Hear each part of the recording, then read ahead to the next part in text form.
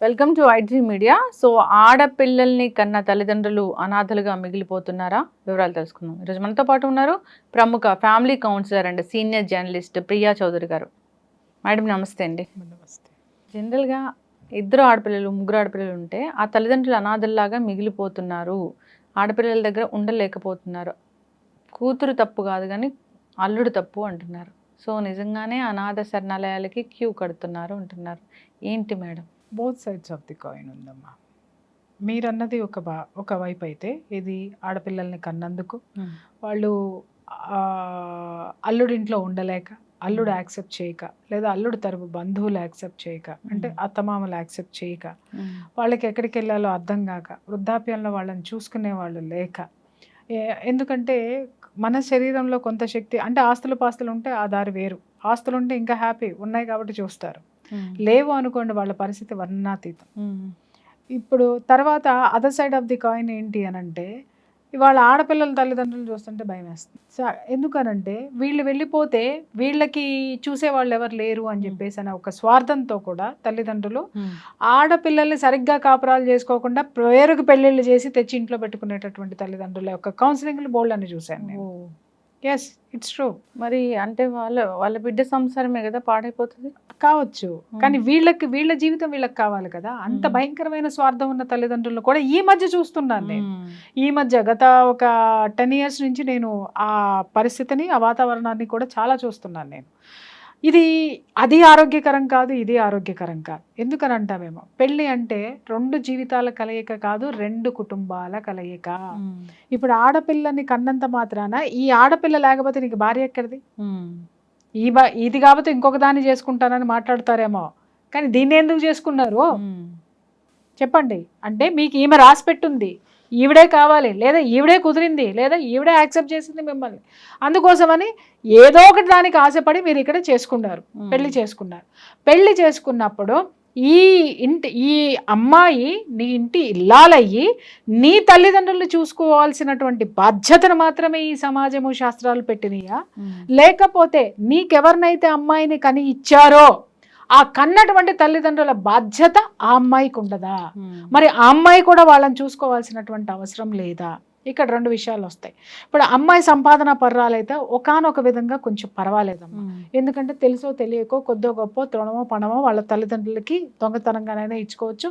కొంతమంది ఆడపిల్లలు చక్కగా బాహాటంగానే చెప్పి మరీ తల్లిదండ్రులకి ఇస్తున్నారు, వాళ్ళు they are well and good.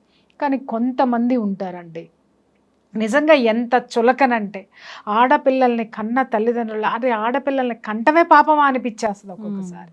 అసలు వాళ్ళకి విలువ ఉండదు, వాళ్ళకి విలువనివ్వరు. వాళ్ళు ఎంత పెట్టినా కూడా వాళ్ళు ఎందుకు పుట్టారంటే ఒక బానిసని వీళ్ళ ఇంటికి పంపించడానికి, వీళ్ళు వాళ్ళకు ఒక బానిసల్లాగా ఉండడం కోసం ఉన్నారు అని చెప్పేసి అనే ఒక తత్వంలో ఎందుకు వీళ్ళు ఉండిపోయారో, ఎందుకు అలాంటి తత్వం జీర్ణించుకుపోయిందో కూడా నాకు ఎప్పటికీ అర్థం కానటువంటి విషయం. అది అటవిక మనస్తత్వం అంటాను నేనైతే మాత్రం. అరే ఆ పిల్ల కన్నట్టు తల్లిదండ్రులు ఇప్పుడు వాళ్ళకి కొడుకున్నారనుకోండి, ఇంకెవరైనా చూసుకునే వాళ్ళు ఉన్నారనుకోండి, వెళ్ళనుకోండి, కానీ ఒక ఆడపిల్ల మాత్రం అన్ని వదిలేసుకుని నీ ఇంటికి వచ్చేసి నీ ఇంటి మొత్తాన్ని సాకేయాలి. ఆమె జీతం నీదే, ఆవిడ జీవితం నీదే, ఆవిడ కట్నం డబ్బులు నీవే, ఆవిడకి నగలు నీవే, అన్నీ నీవే. కానీ ఆవిడకంటూ ఏమి లేవా? ఆవిడికి జన్మనిచ్చినటువంటి వాళ్ళకి చూడాల్సినటువంటి బాధ్యత ఆమెకి లేదా? లేదా ఆమెకి జన్మనిచ్చినటువంటి తల్లిదండ్రులకి ఏ ఆశ ఆడపిల్ల మీద ఉండదా? అచటాముచటా చూసుకోవాలనో, లేకపోతే ఆ పిల్ల యొక్క నీడలో ఉండాలి అనేటటువంటి హక్కులు వాళ్ళకి ఎందుకు లేవో? ఇది నేను చాలాసార్లు క్వశ్చన్ చేసుకున్నటువంటి విషయం అన్నమాట. మగపిల్లల తల్లిదండ్రులకు మాత్రమే కోడళ్ళు చూడాలి, అక్కడ మాత్రమే హక్కులు ఉంటాయి, మగపిల్లవాడికి మాత్రమే అత్తమామల్ని చూసేటటువంటి హక్కు ఉందని ఎవరు పెట్టారు? ఆడపిల్లని కన్నటువంటి తల్లిదండ్రులకు ఆ హక్కు లేదా? ఇక్కడ 2 విషయాలు వస్తాయి. ఇక్కడ ఏమవుతుందంటే, కొంతమందికి నిజంగా ఇది ఎక్కడ జాడ్యం అర్థం కాదు, కానీ ఊర్లో అందరితో వీళ్ళు బాగుంటారు, ఊళ్ళో అందరితో వీళ్ళు బాగుంటారు, కానీ వీళ్ళిద్దరూ ఒక ఇంట్లోకి వచ్చేసరికి వియ్యంకులు వియ్యపురాళ్ళు కుక్కల కంటే ఘోరంగా కొట్లాడుకుంటారు, మనుషుల కంటే నీచంగా అదేంటి నీచమైనటువంటి భావజాలంతో బ్రతుకుతూ ఉంటారు. ఎందుకు బద్ధశత్రువులు అవుతారు అనేది కూడా క్వశ్చన్ మార్క్. అవును, ఎక్కడ చూసినా అంతే, భయంకరమైన బద్ధశత్రుత్వం ఉంటుంది. అరే ఇవాళ నిజంగా చెప్తున్నా, మీరు అసలు కుటుంబ సభ్యులు ఎవరెవరో కాదు. అరే నీ ఇంటికి వచ్చినటువంటి కోడలికి సంబంధించిన తల్లిదండ్రులు, నీ కూతుర్ని చేసుకున్నటువంటి కొడుకు సంబంధించినటువంటి తల్లిదండ్రులు, వీళ్ళే మీకు అసలు సిసలైనటువంటి బంధువులు. ఇదే బంధుత్వము, ఇది ఇక్కడే ఉంటది. ఆడపిల్లలు ఉన్నారు అనుకుందాం, వాళ్ళు వచ్చి పోయి వెళ్ళిపోయేటటువంటి వాళ్ళు, కానీ ఒకళ్ళకొకళ్ళు అండ ఉండేది వీళ్ళు. అంత పెద్ద అవసరం ఒకళ్ళ మీద ఒకళ్ళకి ఆధారపడి ఉన్నటువంటి ఆ బంధంలో బద్ధశత్రుత్వం ఎక్కడి నుంచి పొడుచుకొచ్చిందో, ఎవరు దాన్ని నూరు పోసారో, తరతరాల నుంచి ఈ చరిత్ర నాకు అర్థం కానటువంటి విషయం అన్నమాట. విపరీతమైన దెప్పిపడుపులు, విపరీతమైన చిన్న చూపులు, ఒకళ్ళంటే ఒకళ్ళకి పడదు. ఒక్కొక్కసారి నేను కౌన్సిలింగ్స్ ఇస్తూ ఉంటాను కదా, నాకు చిరాకు వస్తుంది అన్నమాట చూస్తుంటే. అరే ఉన్న 4 రోజులు ప్రశాంతంగా బ్రతకండి, ఎందుకు ఇట్లా కొట్టుకుని చేస్తారు? అక్కడ ఏమీ ఉండదు. ఈగో, మేమే మేమే మేమే అంటే మేమే, మేం గొప్ప అంటే మేం గొప్ప. అరే చచ్చిన తర్వాత అందరూ పోయేది ఒకటే కాటికి, చచ్చిన తర్వాత పడుకోబెట్టేది అదే కట్టెల మీద, చచ్చిన తర్వాత మనకి శారదకర్మలు పెట్టేది అదే 15వ రోజున. అరే నీకు ఎందుకు అహం ఎందుకుంది నీకు? బ్రతికిన 4 రోజుల్లో నేను ఎక్కువ నువ్వు తక్కువ, లేకపోతే నీ బుద్ధి మంచిది కాదు నా బుద్ధి, సరే ఈ బుద్ధి మంచిది కాదు, ఈ అడ్జస్ట్ అయ్యే ప్రయత్నాలు ఎందుకు చెయ్యరు వీళ్ళు. ఆ విధంగా ఏమవుతుంది అనంటే, 2 కుటుంబాలు దగ్గర అవ్వాల్సింది పోయి ఇటు తల్లిదండ్రులు చూడలేక ఈ ఆడపిల్ల, ఇవాళ ఆడవాళ్లలో అతి తొందరగా జబ్బులు ఎందుకు వస్తాయో చెప్పమంటారా అండి? 2 కారణాలు. ఒకటి అత్తగారింట్లో ఉన్నటువంటి కుటుంబ పరిస్థితులు, భర్త యొక్క ప్రవర్తన ఆమెను కుంగదీస్తే, రెండోది ఏంటంటే కన్న తల్లిదండ్రుల్ని పోషించుకోలేనటువంటి దుస్థితిలో ఆమె ఉండడం.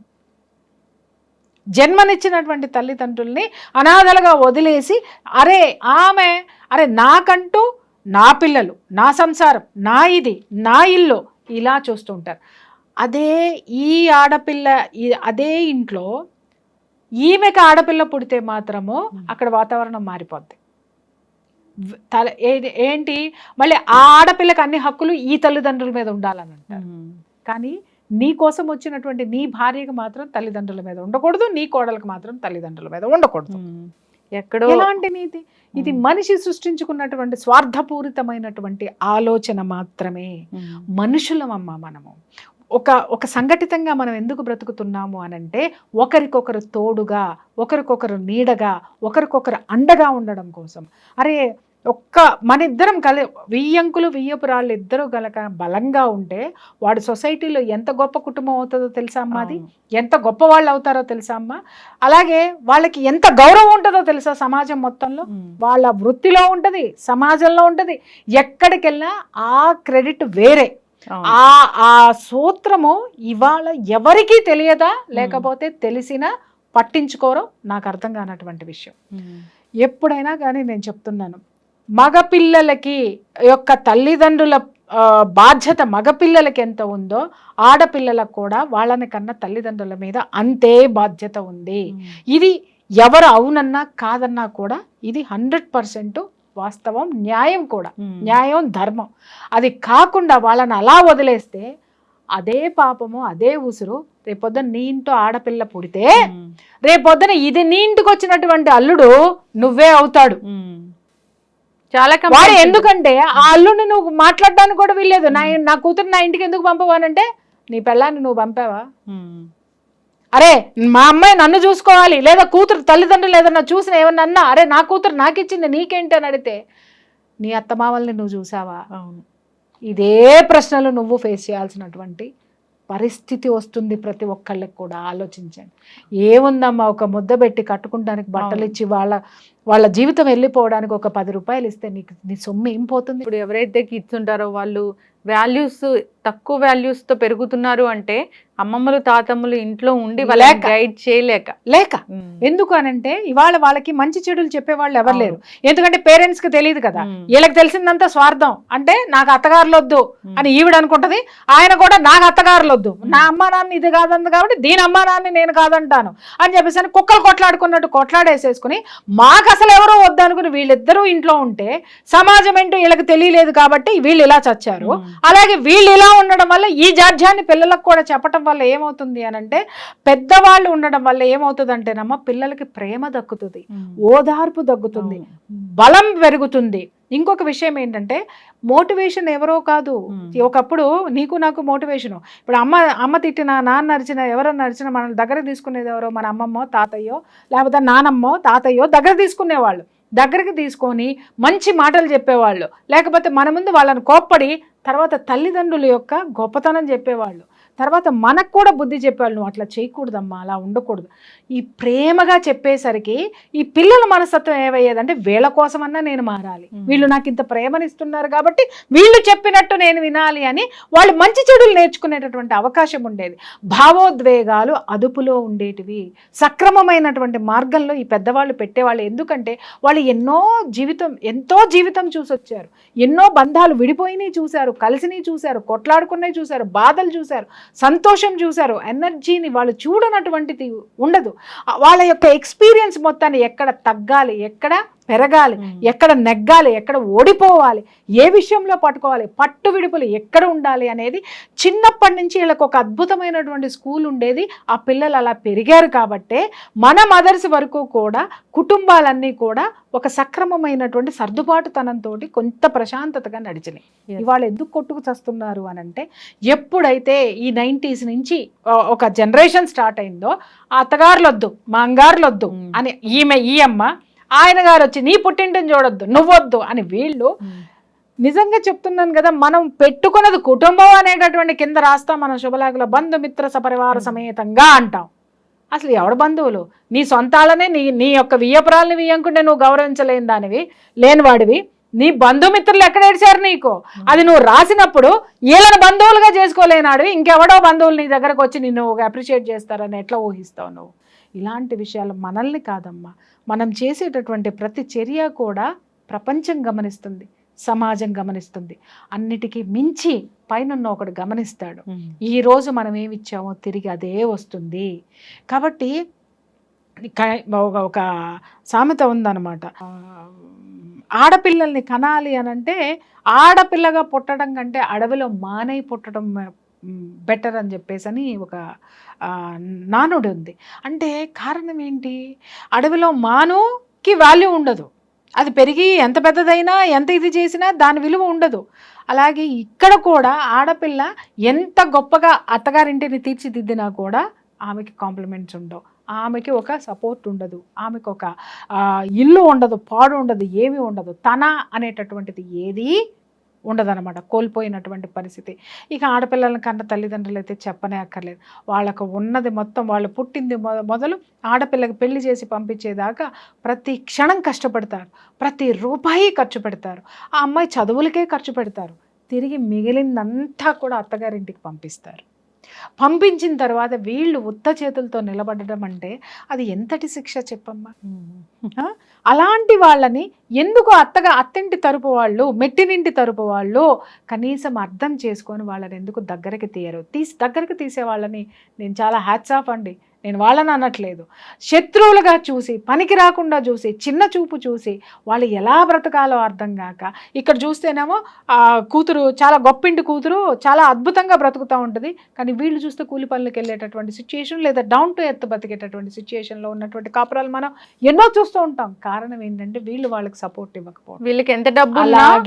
అలాగే పుట్టింటి వాళ్ళు కూడా, ఆడపిల్లని కన్నటువంటి వాళ్ళు కూడా వాళ్ళ హద్దుల్లో వాళ్ళు ఉండాలి, వాళ్ళ హద్దుల్లో వాళ్ళు ఉండాలి, ఖచ్చితంగా ఉండాలి. అలాగని మా అమ్మాయిని ఇచ్చాం కదా అని చెప్పేసి మీరు ఇష్టం వచ్చినట్టు ఇంకొక ఇంట్లో పతనం నడుపుకుంటే వాళ్ళకి ఉంటుంది, వాళ్ళ కుటుంబము ఉంటుంది, వాళ్ళు ఏర్పరచుకున్నటువంటి ఒక సమాజము ఉంటుంది, వాళ్ళను కూడా నువ్వు గౌరవించాల్సినటువంటి అవసరం ఉంటుంది. అంటే ఇది ఎలా ఉంటుందంటేనమ్మా, ఒకరిని ఒకరు గౌరవించుకుంటూ, సమర్థించుకుంటూ, సర్దుకుపోతూ, మమేకమై ఉంటేనే దాన్ని కుటుంబం అంటారు తప్ప నువ్వు నేను అమ్మ నాన్న పిల్లలు ఇద్దరు ఉంటే కుటుంబం కాదు. ఇటు నీ తరపు వాళ్ళు, అటు నా తరపు వాళ్ళు, నిన్ను కన్న తల్లిదండ్రులు, నన్ను కన్న తల్లిదండ్రులు కూడా కలిసి ఉన్న రోజున అద్భుతమైనటువంటి కుటుంబం, దట్ ఈజ్ కాల్డ్ వసుదైక కుటుంబం. అదేంటో చాలా పెద్ద శత్రువులాగా చూస్తూ ఉంటారు. అంటే ఈ కోడలు అత్తగారిని చూస్తూ ఉంటుంది, అత్తగారు కోడల్ని అలా పెద్ద శత్రువులు అన్నమాట. అదే చెప్తున్నాను కదమ్మా. వాళ్ళ కొడుకంటే ఇష్టమే. ఆహా, ఏదైనా మైండ్ సెట్. ఇప్పుడు అత్తగారిని శత్రువుగా చూస్తుందంటే ఇక్కడ రెండు వైపులా అత్తగారు చేసేటటువంటి చేష్టలు నచ్చకపోయి ఆవిడ చూడొచ్చు, లేదా అత్తగారు ఎంత మంచిగా ఉన్నా నీ అత్తగారిని దూరంగా పెట్టు అని అమ్మాయి ఏమన్నా చెబితే ఆ సిచ్యుయేషన్. లేదు అని అంటే అత్తగారు అంటేనే ఒక పనికిరానటువంటి వస్తువు, ఒక శత్రువు అనేటటువంటి ప్రపంచంలో శత్రువు అనే పదం అత్తగారి నుంచే పుట్టింది అనేది ఈవిడ మైండ్లో పెట్టుకొని వచ్చేసి కూర్చుంటే అది ఆవిడ శత్రువు అవుతుంది. ఇక్కడ రెండు కారణాలు ఉన్నాయి. ఒకటి పుట్టింటి దగ్గర నుంచి చెప్పేటటువంటి మనస్తత్వం, అటు నుంచి అత్తగారిలో కూడా ఉంది. ఇది అత్తగారైనా సరే, ఇటు కూడా అంతే, ఇటు ఆడపిల్ల తరపున కూడా అంతే. గౌరవించాల్సినటువంటి బాధ్యత నీకుంది, ఎందుకంటే నువ్వు కూడా రేపటి తండ్రివే. ఎస్, ఖచ్చితంగా. అంతేకాదు చాలా మంది కంప్లైంట్ చేస్తూ ఉంటారు, ఆడపిల్ల ఉన్న ఇంటికి వెళ్తే ఈ తల్లిదండ్రులు ఎవరైతే ఉంటారో అల్లుడు అసలు చీతరించుకుంటున్నాడు అలాంటివి. సో అలాంటివి అంటే మీరు చాలా తక్కువ డిస్కస్ చేశారు. అమ్మ, నేను ఒక్కటే మాట చెప్తున్నాను కదా, ఇక్కడ ఇది ఎట్లా ఉంటుంది అని అంటే చెట్టు ముందా విత్తు ముందా అన్నట్టు ఉంటుంది. ఇది చెప్తున్నాను కదా, ఆడపిల్ల తల్లిదండ్రులు అంటేనే ఒక చిన్న చూపుతోటి ఈ సమాజం ఏర్పడింది. దాన్ని పెంచి పోషించినటువంటిదంతా ఏంటంటే మగవాడు మగవాడు మగవాడు గొప్పవాడు, మగవాడు గొప్పవాడు, మగవాడు గొప్పవాడే కాదని ఎవ్వరు అనరు. కానీ ఆడది లేకపోతే ఆ మగవాడి వికాసం ఎక్కడుంది? అది ఎవరు గుర్తించలేదే. ఆడది ఆది పరాశక్తి, ఆడది ఇది అని మనం చాలా ఇచ్చాం. కానీ ఆడదాన్ని కన్న తల్లిదండ్రులను కూడా గుర్తించాలి అనేటటువంటిది ఎక్కడ శాస్త్రాల్లో ఎవడు రాయలా. నిజంగా చెప్తున్నాను, భార్యను గౌరవించమని చెప్పేసి అని ఎక్కడ ఏ శాస్త్రంలోనూ ఎవరు చెప్పలా. రాసి ఉన్నారేమో, ఎవరు చెప్పలా. మన యొక్క సోకాల్డ్ ప్రవచనాలు చెప్పే ప్రవచనకర్తలు కూడా భర్తను ఎంత బాగా చూసుకోవాలి, పూజించాలని చెప్పాడు. కానీ భార్యని ఎంత గౌరవంగా చూసుకోవాలి అని చెప్పినటువంటి నాలుకలు ఎన్నున్నాయో మనము ఇవాళ ప్రశ్నించుకోవాల్సినటువంటి అవసరం ఉంది. అలాగే వియ్యంకులు వియ్యపురాళ్ళు ఎలా ఉండాలి, ఒక కుటుంబాన్ని సక్రమంగా నడిపించాలి అనంటే వాళ్ళ మనస్తత్వాలు ఎలాంటి మనస్తత్వాలతోటి వాళ్ళు కలిసిపోయి ఉండాలి, ఎలా ఒకరినొకరు సమర్థించుకుంటూ అర్థం చేసుకుంటూ ఎలా ముందుకు పోవాలని చెప్పినటువంటివన్నీ చాలా తక్కువ ఉన్నాయి. ఎస్, ఫైనల్గా అయితే సో ఏం చెప్తారు ప్రతి కూతురికి, ఏం చెప్తారు? సో తల్లిదండ్రులు ఏదో స్వార్థం కోసం వాళ్ళు కూతురుని తీసుకొస్తున్నారంటే అది కొంతకాలమే, మళ్ళీ ఆవిడ సంసారం ఆవిడకుంటుంది. అది ఖండిస్తాను నేను. అదే చెప్తున్నా, ఆడపిల్లని స్వార్థం కోసం భర్త నుంచి విడదీసి అత్తమామల ఇంట్లో తగులు పెట్టేటటువంటి తల్లిదండ్రులకి పనిష్మెంట్ ఇవ్వాల్సిందే. వాళ్ళు అసలు తల్లిదండ్రులుగా కూడా కన్సిడరే చేయకూడదు. ఇప్పుడు అలా కాకుండా వాళ్ళకు ఉన్నదంతా ఆడపిల్లకి పెట్టి గౌరవ మర్యాదలతో బ్రతికేటటువంటి వీళ్ళు ఎవరైతే ఉన్నారో వాళ్ళని చూసేటటువంటి హక్కు ఈ ఆడపిల్లకు ఉంది. ఆ హక్కును గౌరవించాల్సినటువంటి బాధ్యత ఈ మగపిల్ల, ఈ భర్తకి, భర్త యొక్క కుటుంబానికి కూడా ఉంది. నేను అదే చెప్తున్నా. ఈ తల్లిదండ్రుల బాధ్యత భర్తకి ఎంత ఉందో భార్య తరపున ఉన్నటువంటి తల్లిదండ్రుల బాధ్యత కూడా భార్యకు ఉంది. భార్య ఎలా గౌరవించాలి పెట్టింటిదని మనం కోరుకుంటున్నామో భర్త కూడా భార్య పుట్టింటిని అంతే గౌరవించాలి. అలాగే ఇటు ఇద్దరు అత్తామామలు కూడా యువతులు ఒకళ్ళనొకళ్ళు గౌరవించుకునే తీరాలి. ఇది నేను స్పష్టంగా చెప్తున్నాను. ఖచ్చితంగా మ్యామ్.